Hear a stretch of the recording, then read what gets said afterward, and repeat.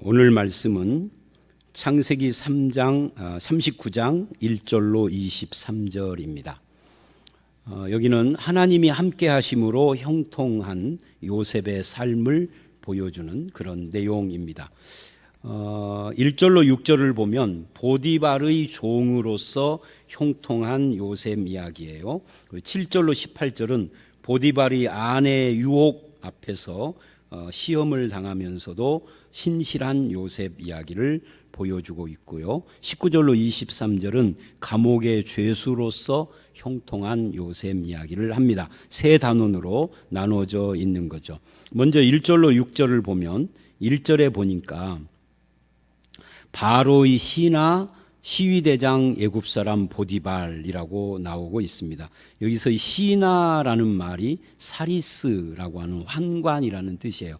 물론 이 환관이 우리나라나 중국 같은 데 환관하고는 좀 다릅니다. 우리나라나 중국의 환관들은 자식을 낳을 수도 없고 가정을 꾸릴 수도 없죠. 그거하고는 좀 다른 겁니다만은 또 친위대장이라고 그랬습니다. 왕의 최측근이죠. 이런 것은 왜 우리가 주목해야 하느냐면 하나님의 섭리 때문입니다. 하나님의 섭리는 애굽에서 요셉을 우연히 바로 왕의 최측근들을 계속 만나게 되고 관계를 맺게 하시죠. 40장에도 감옥에서 만난 술관원장이나 떡관원장도 애굽 왕의 최측근이었어요. 이런 것들을 통하여서 하나님이 요셉을 인도하시고 그걸 통하여서 야곱의 가족을 애굽에 살게 하시고 하는 여호와의 섭리의 역사가 이루어지는 거죠. 그 다음에 2절을 보면 여호와께서 요셉과 함께 하심으로 그래요. 남의 집에 종이 됐는데 아무 도움도 주지 않고 그냥 함께 하셨다 그럽니다. 노예가 됐는데도 형통이라고 합니다. 우리가 생각하는 형통과 좀 다른 거죠. 우리는 일이 잘 될 때 형통이라고 합니다. 근데 성경은 하나님이 함께하는 것이 형통이고 하나님의 뜻이 이루어지는 것을 형통이라고 그렇게 말합니다. 우리하고는 완전히 다른 개념이죠. 3절을 보면 보디발도 하나님이 요셉과 함께하는 것을 보았다 그래요.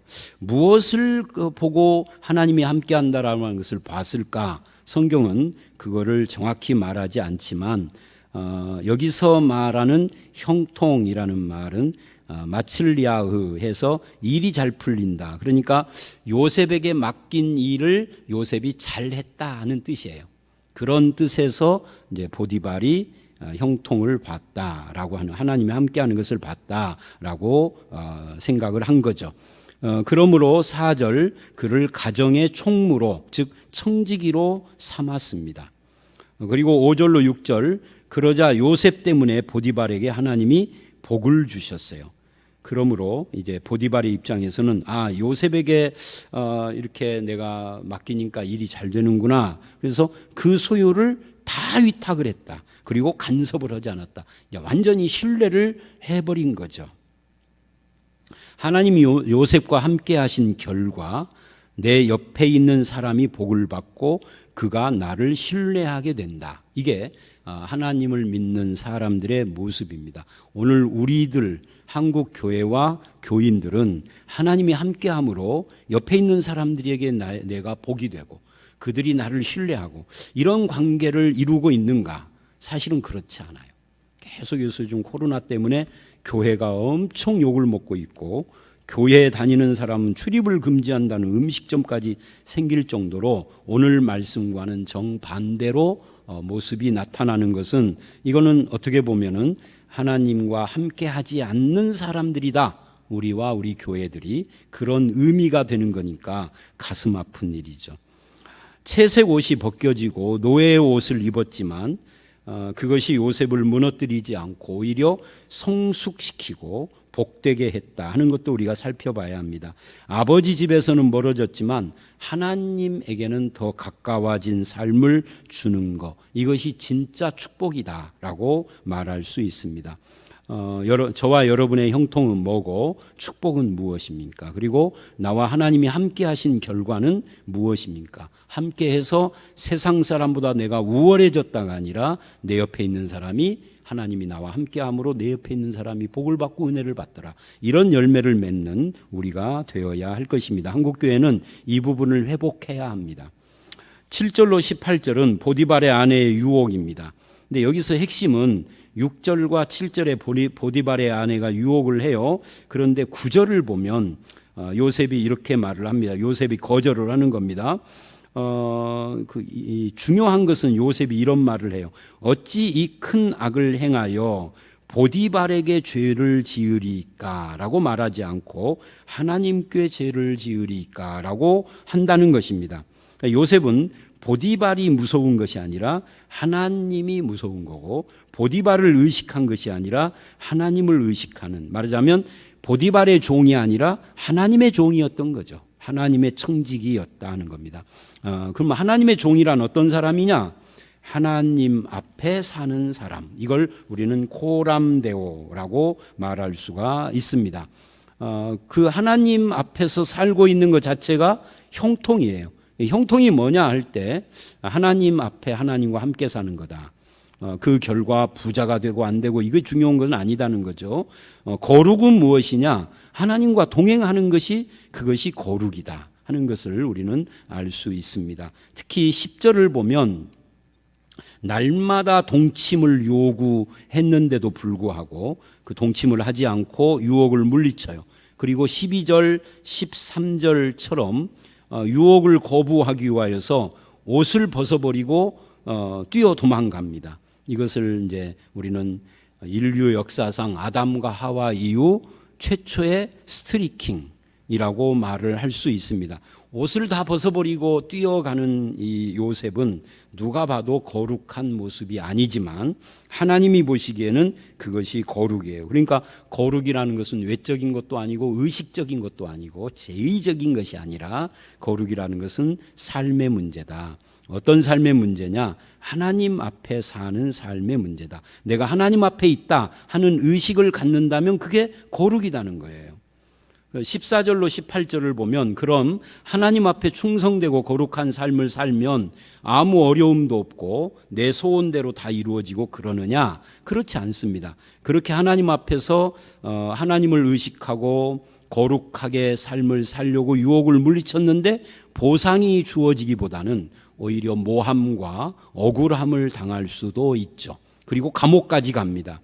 그럴지라도 하나님 보시기에 옳고 선한 길을 걸어가는 것이 신자다. 신앙으로 살면 꼭 좋은 결과만 있는 것이 아니라 결과적으로 끝에 마지막으로는 좋아지겠지만 그 중간 과정에는 오히려 요셉처럼 감옥에 갇히기도 하고 모함을 받기도 하고 야고보처럼 사도행전에서 목베임을 당하기도 하고 그러는 겁니다.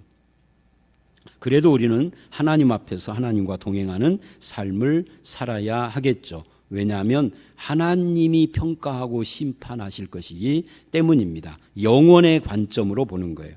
그 다음에 19절로 23절 세 번째 단락은 이제 감옥에 들어가서 죄수가 됐는데 거기 보면은 뭐라고 하느냐 하면 이렇게 이야기를 해요.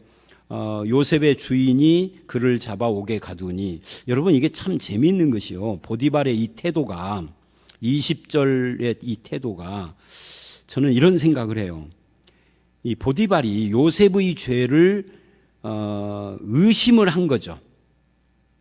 여러분 이 시대에는 고대 세계에는 노예가 범죄를 하면 그냥 즉석에서 그냥 목을 베어 죽입니다. 보디발은 엄청난 권력을 가진 사람이에요. 더군다나 주인의 아내를 범하려 했다라고 하면은 당시 문화로는 즉결 처분을 해요. 그런데 감옥에 가두고 그 감옥이 더군다나 일반 죄수의 흉악범 감옥이 아니라 왕의 최측근들을 수용하는 그런 감옥, 고위 관리들이 들어가는 감옥에 한 감옥에 갇히도록 했다는 것은 이 보디발이 자기 아내의 말을 의심하고 요셉을 어느 정도는 신임했다 하는 것을 보여줍니다. 그래서 이제 보디발은 자기 아내의 말을 믿지 않았다는 이야기인데 이제 그렇게 믿지 않았어도 인간이 무능한 것은 요셉이 죄가 없을 것이다. 하지만 자기가 생각한 대로 할 수는 없었어요. 여러 가지 이목이 있고 세상이 있고 뭐 여러 가지가 그랬겠죠. 그래서 인간은 무능력한 겁니다. 알아도 아는 대로 살 수 없는. 그러나 하나님은 전지전능. 전지만 있으면 안 돼요. 다 알아도 능이 없으면 아는 대로 할 수 없죠. 또 능력만 있고 지가 없으면 안 돼요. 그러면 엉뚱한 것을 하죠. 근데 하나님은 전지전능하시다. 즉 제대로 알고 제대로 행하신다는 거예요.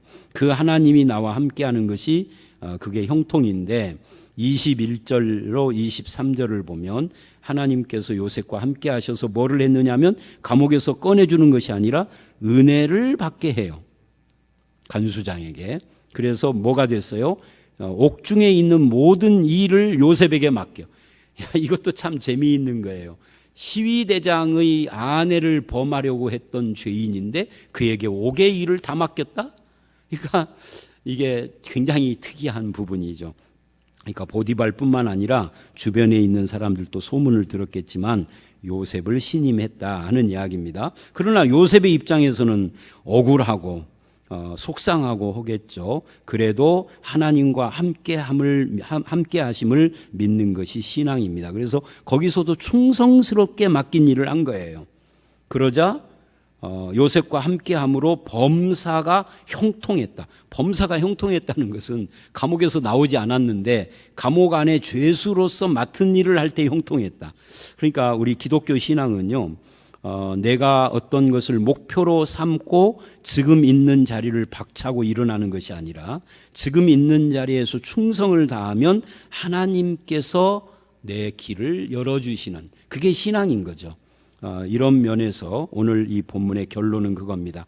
어떤 상황과 처지에 있어도 하나님과 함께함으로 형통한 삶을 사는 것이 신자다. 그 하나님과 함께하는 형통이라는 것은 내 뜻대로 되는 것이 아니라 하나님의 뜻을 이루어 가는 것이다 하는 것을 우리는 이 본문에서 깨닫게 되고, 그 하나님의 뜻은 단지 지금 이 상황에서 그냥 단순히 내 삶을 모면하는 것이 아니라 하나님의 영원하신 뜻, 원대한 뜻을 이루어 가는데 지금 현재의 나의 위치가 주어진 것임을 믿는 거죠. 그런 형통의 삶, 하나님과 함께 동행하는 삶, 그러면서도 신실하고 누구에게나 복이 되고 신임을 얻는 그런 삶을 살아가는 저와 여러분들이 되시기를 주의 이름으로 축원합니다. 함께 기도하겠습니다. 하나님, 요셉은 남의 집에 종이 되었는데도 하나님과 함께함으로 형통했다 합니다. 일이 잘 되고 부유하게 되고 건강해서가 아니라 하나님이 내 곁에 계심으로 하나님의 뜻을 이루어 감으로 형통한 것을 말씀하고 있습니다. 그렇게 하나님과 함께 하심을 믿기에 충성스럽고 신실하며 어떤 유혹이 와도 하나님 앞에 있다라는 의식을 가지고 그것을 거부함으로써 거룩한 삶을 살아갔던 요셉처럼 우리도 그렇게 살게 해 주시옵소서. 감옥에 갇혔지만 그곳에서도 하나님을 믿고 의지하며 하나님과 함께 동행함으로 은혜를 받는 그런 이 요셉의 모습을 통하여서 우리의 삶이 어떤 곳에 있을지라도 주님이 함께 하심만이 대답이라는 것을 알았습니다. 우리의 남은 인생이 주와 함께 동행하며 형통한 삶을 살아가며 그래서 신실하고 거룩한 주의 백성의 열매 맺게 해 주시옵소서. 나를 통하여서 내 주변에 있는 사람들이 나를 신뢰하고 하나님께 영광 돌리는 열매도 맺게 해 주시옵소서. 예수님 이름으로 기도드려 싸움나이다. 아멘.